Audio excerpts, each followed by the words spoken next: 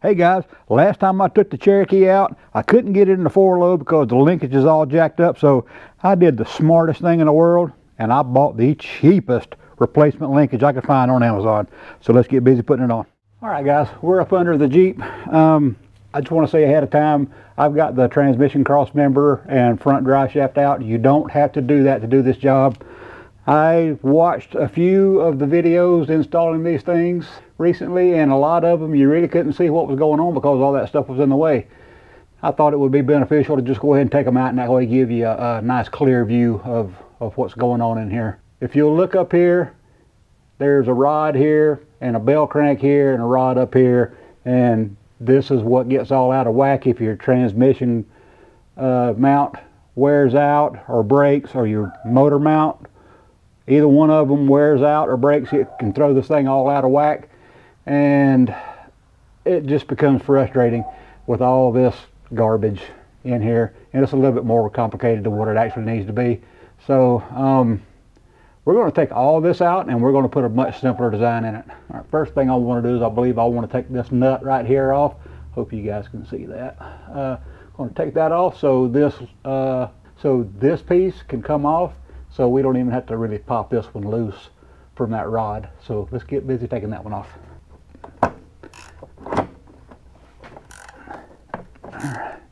That's a 14 millimeter, and if you're doing this on the ground, make sure that you got the wheels chocked or you've got the Jeep up on jack stands, because what I just did there, it shifted the transfer case and the Jeep could roll on you if you're not careful. So we'll get that out. Going to hang on to that. And there's a washer too. I'm going to take that. But let me go ahead and just get this. There we go. Now I got the washer. Alright, we got that out of the way. Now we're up under, and this is where the actual floor shifter is. We're going to pop this rod loose.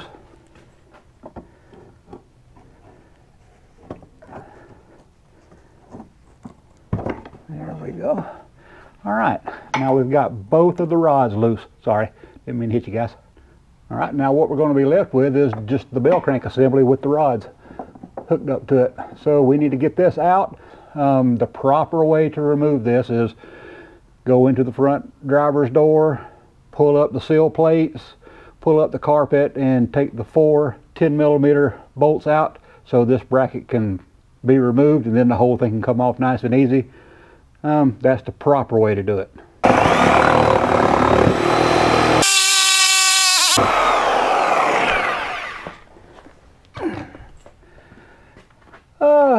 Do as I say, not as I do, right? Is that what it is?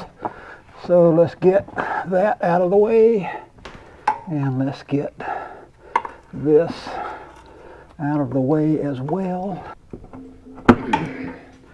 There we go. And now that that's been removed by the factory service manual specs, we can go into putting the good stuff in. Alrighty, so I have already pre-installed and tightened my hardware here. We're going to put the lever, and you see the way the slot is oriented, we're going to put it on this way so it will be leaned back. And on this one, there's quite a bit of slop here. You see that? That's quite there's not a whole lot of slop this way, but there is a lot of slop that way. I'm imagining that they've got it made for different transfer cases if they've got a different size shifter mechanism sticking out the side. But we're going to roll with it and see what happens. You guys will be the first to know. Well, after me anyway.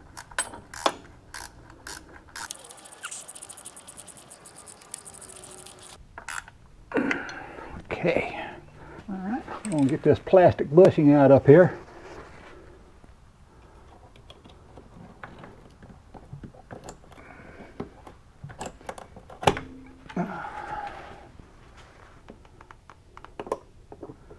See if we can't pop it out of there.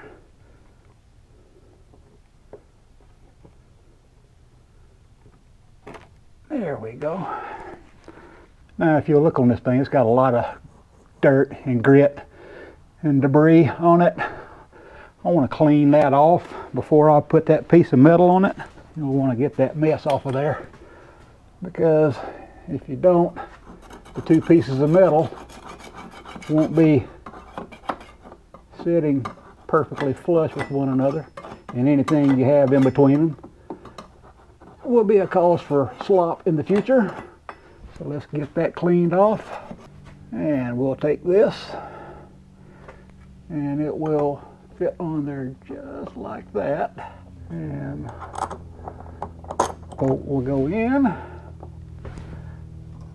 flat washer, and a nylock nut.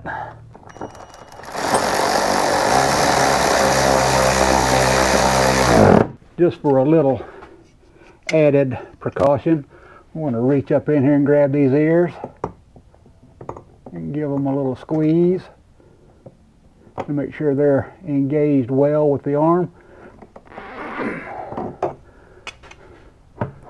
Alright, there's no slop. That's great. Next thing we're going to want to do is we're going to want to run our shifter linkage through there, and flat washer, and another nylock nut goes on there.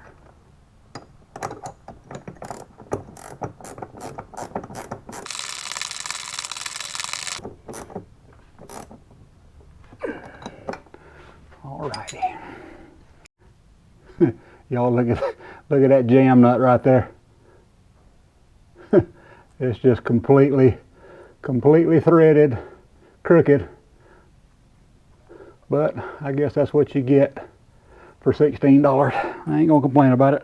Alright, now that we've got our linkage loosely installed, it's all the way back, which that should be too high, all the way back.